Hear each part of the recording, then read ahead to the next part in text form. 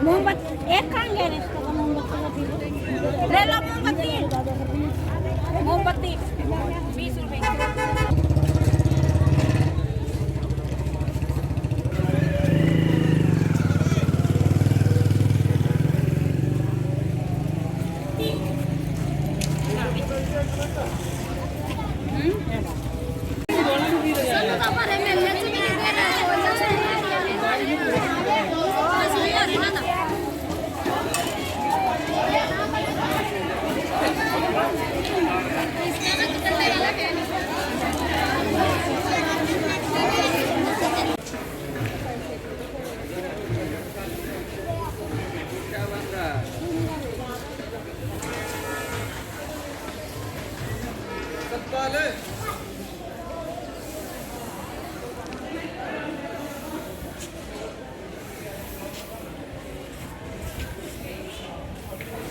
की जय, बोले तुलसा महारानी की जय, बोले कपाल मोचन तीर्थ की जय, बोले आदि बद्री भगवान की जय, बोले आदि केदारनाथ की जय। प्यारा सिंह है जी, पिंड साडा रसीद है, जिला लुधियाना वा, ते सानू 40 साल आउंदे हो गए जी। क्या मनोकामना क्या? हाँ, जो मनोकामना करो कोई पूरा लेके आउंदा पूरियां होंदियां नहीं जी। कल पहुंचने की संभावना? देखिए जी, हर वर्ष जो कार्तिक पूर्णिमा के अवसर पर कपाल मोचन में एक भव्य मेले का आयोजन होता है, तो उसकी तैयारियों को लेकर के हमने माननीय उपायुक्त महोदय के मार्गदर्शन और दिशा निर्देश में लगभग 3 महीने पहले मेले की तैयारियां शुरू कर दी थी। और हमारी जो व्यवस्थाएं थी, जो तैयारियां थी, वो उसकी वजह से हमने लगभग 10 दिन पहले मेले की पूर्ण तैयारियां हमारी हो चुकी थी। और श्रद्धालु भी पिछले 10 दिनों से यहाँ निरंतर आ रहे हैं स्नान करने के लिए। हर वर्ष 10 लाख के लगभग श्रद्धालु आते हैं, तो इस वर्ष हमें और अधिक संख्या में श्रद्धालुओं के आने की उम्मीद है।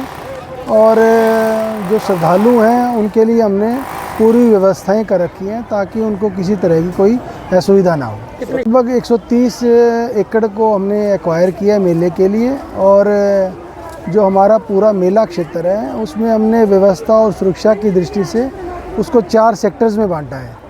हर एक सेक्टर में एक HCS और एक DSP स्तर के अधिकारी, नोडल अधिकारी रहेंगे।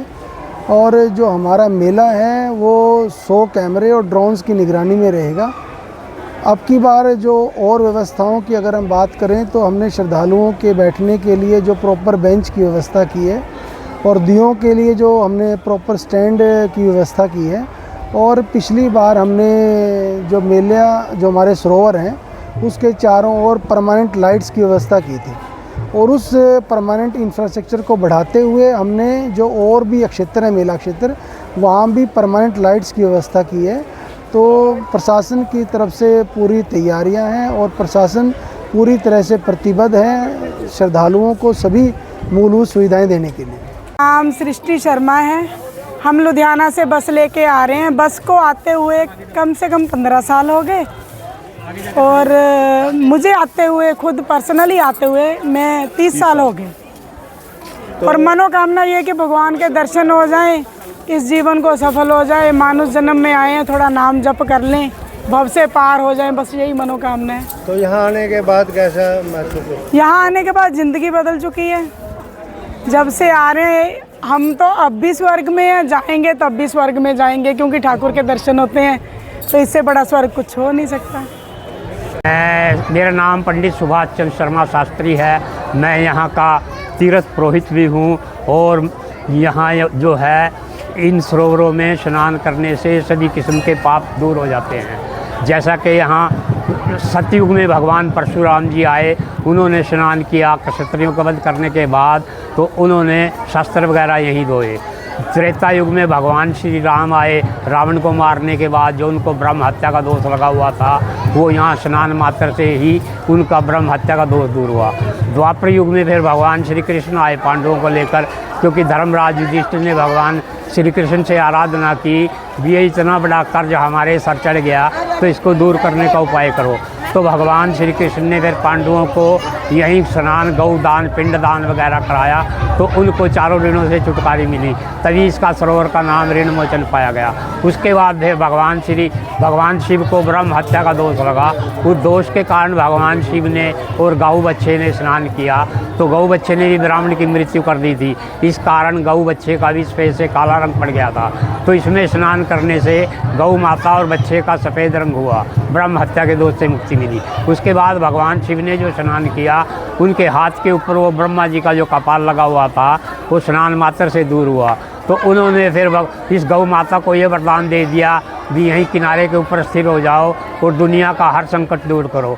इनके ऊपर नतमस्तक होने से सभी किस्म की मनोकामनाएं पूरी होती हैं, जैसा कि पुत्र की प्राप्ति, जैसा कि धन की प्राप्ति, ब्रह्म हत्या दोष, गौ हत्या दोष, पितृ दोष, सभी किस्म के दोष नष्ट हो जाते हैं। उसके बाद गुरु नानक देव जी आए यहाँ कार्तिक पूर्णिमा को, उन्होंने भजन बंदगी की। उसके बाद फिर भगवान श्री गुरु गोविंद सिंह जी आए भवानी साहब के युद्ध के लिए। उन्होंने हमारे पूर्वजों से भगवती चंडी यज्ञ कराया, उस यज्ञ से चंडी प्रकट हुई, तो उन्होंने फिर उस तलवार से 52 धाराओं के राजाओं के साथ युद्ध किया। फिर उन्होंने हमारे प्रसन्न होकर हमारे पूर्वजों को 2 प्रशस्ति पत्र प्रदान किए, एक ताम्र पत्र, एक भोजपत्र के ऊपर हुक्मनामा।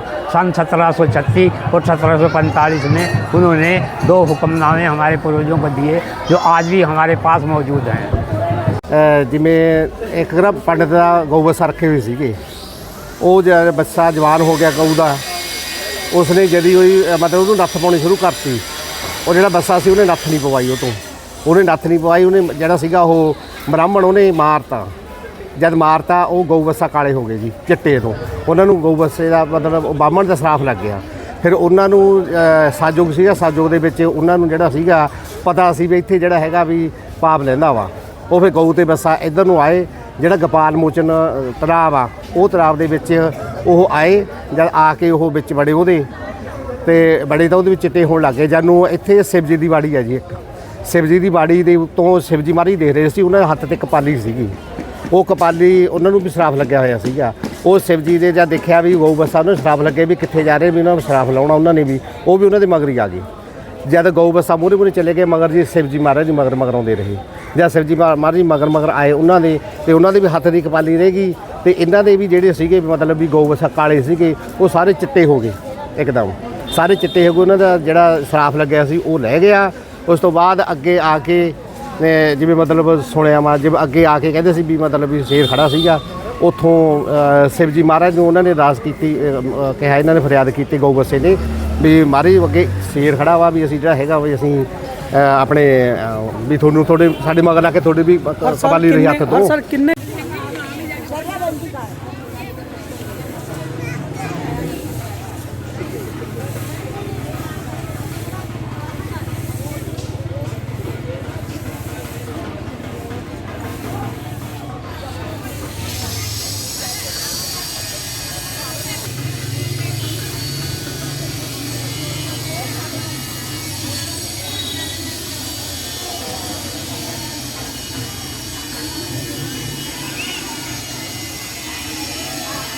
हम यहाँ पे तेल चखते हैं।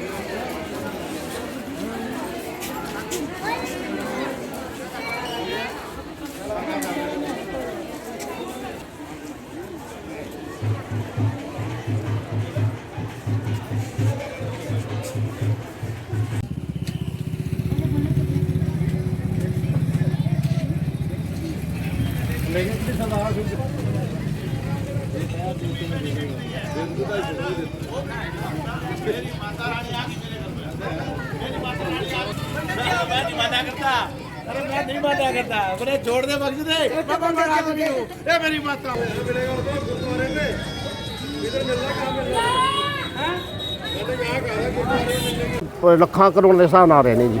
का मेला तो पहले काफ़ी श्रद्धालु हो गए, मेला 2 दिन लेट है ਹਾਂ ਮੇਲਾ 27 ਤਰੀਕ ਦਾ ਜੀ। 27 ਤਰੀਕ ਨੂੰ ਨਹਾਉਣ ਕਰਕੇ ਪੂਰਨਵਾਸੀ ਦਿਨ ਫਿਰ ਘਰਾਂ ਨੂੰ ਵਾਪਸ ਜਾਂਦੇ ਨੇ। ਜਿਹੜੇ ਲੋਕ ਨੇ ਇਹ ਹੁਣ ਜਿਵੇਂ ਕੋਈ ਕਿਸੇ ਨੂੰ ਕੋਈ ਜਾਂ ਕੰਮ ਆ ਜਾਂ ਕੋਈ ਬੁੜਾ ਠੇਰਾ ਵਾ ਵੀ ਇਕੱਠ 'ਚ ਨਹੀਂ ਆ ਸਕਦਾ, ਇਸ ਲਈ ਉਹ 2-4 ਦਿਨ ਅੱਗੋਂ ਆ ਜਾਂਦੇ ਨੇ ਮੇਲੇ ਤੋਂ। ਹਾਂਜੀ, ਕਿੰਨੇ ਕੁ ਲੋਕ ਆ ਚੁੱਕੇ ਨੇ ਹੁਣ? ਹਾਂਜੀ, ਕਿੰਨੇ ਕੁ ਲੋਕ ਆ ਚੁੱਕੇ ਸ਼ਰਧਾਲੂ, ਕਿੰਨੇ ਕੁ ਆ ਗਏ? ਹੁਣ ਮੇਰਾ ਖਿਆਲ ਹੈ ਵੀ 20-25 ਹਜ਼ਾਰ ਹੋਊਗਾ ਸ਼ਰਧਾਲੂ ਜਿਹੜਾ ਆ ਚੁੱਕਿਆ ਵਾ।